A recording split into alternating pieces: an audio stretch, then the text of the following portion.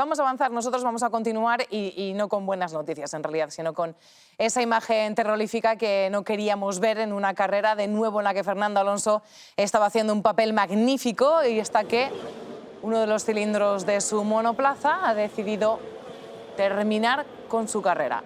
Ya veíamos cómo iba retrocediendo posiciones, que algo no iba bien en el monoplaza de Fernando Alonso y ha sido otro abandono más. Vamos. Es que terrible.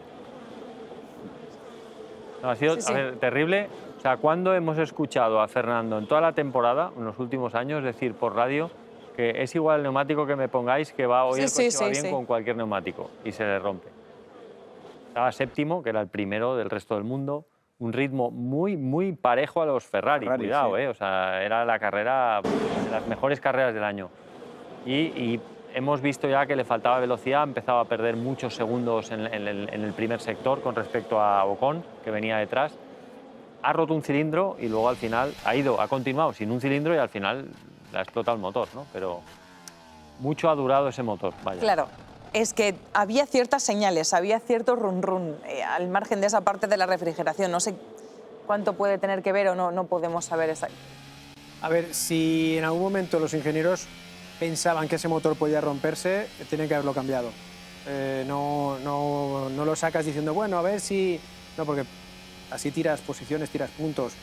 Si lo que sí que hemos visto nosotros es cómo ha ido degradando la potencia y como ha visto Pedro, dice, ya no mete octava. No mete octava no porque se ha roto el cambio, no mete octava porque ya el motor deja de correr y en la recta ya no llega a la velocidad suficiente para poner octava, porque le falta potencia, ha perdido caballos.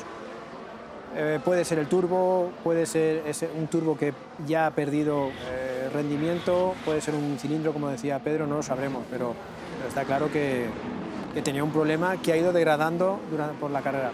Es el equipo el que ha informado de lo del cilindro. Pues nada, la quinta. Insisto que es una pena, lo decía Fernando, dice, vaya año, antes de que se rompiera definitivamente el motor. Dice, vaya año.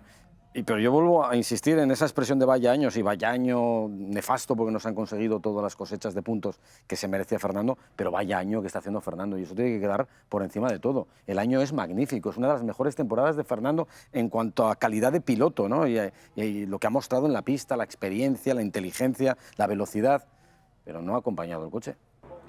Es que tiene que ser desesperante, es que es normal el decir, bueno, solo quedan dos. Porque ya no sabes cómo salir de ahí, porque además sabes que puede suponer que en el próximo Gran Premio también vas a sufrir porque vas a tener una penalización porque has sufrido ahora una ruptura de motor y que vas a Brasil, que tampoco es fácil.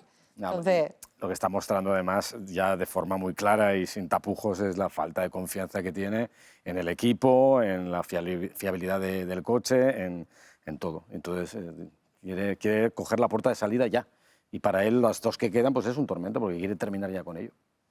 Es que aguantar así un safety car, que estamos hablando de un cilindro de un motor, que no es cambiar el ala o cambiar unos neumáticos aprovechando y que pasas por boxes. O sea, ¿cómo se va a arreglar? O sea, que eso hubiese sido magia. Estoy de acuerdo. O sea, si estás así agonizando, una vez ya has perdido opciones de puntos, pues retira el coche. Ya no tiene nada que hacer. Sí, yo siempre digo que los motores no son como una herida que cicatrizan. Los motores o los temas mecánicos cuando tienen una fuga o tienes un problema van a peor, nunca se curan. Las imágenes que vemos ahora para mí dicen muchas cosas.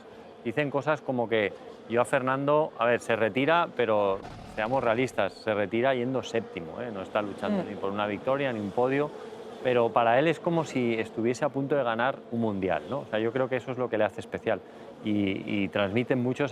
Yo hacía mucho tiempo que no veía a Fernando así de cabreado, o enfadado, decepcionado por retirarse, ¿no? O sea, no sé, son imágenes que a mí me impactan, sobre todo porque tiene 41 años, lo ha demostrado todo y sigue motivado como si fuese un chaval de 20 años.